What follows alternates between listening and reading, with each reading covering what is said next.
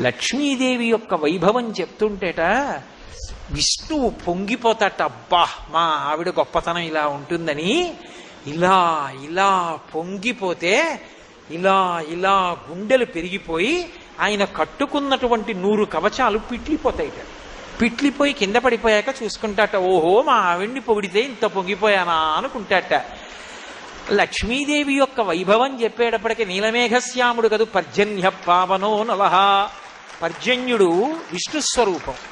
ఎంత సంతోషపడిపోయాడో, ఎక్కడి నుంచో గబగబా వచ్చి ప్రాంగణం అంతా చుట్టి కురిపించేస్తున్నాడు. కాబట్టి అది కూడా ఈశ్వర కృపే, విష్ణువు యొక్క అనుగ్రహం కలిగింది అనడానికి ఇదే తార్కాణం. కాబట్టి ఆషాదశమి నాడు పరమశివలింగానికి చందనోదకంతో అభిషేకం చెయ్యడం లక్ష్మీదేవి యొక్క అనుగ్రహానికి కారణం. మీరు ఎప్పుడైనా ఒక విషయం జ్ఞాపకం పెట్టుకోండి,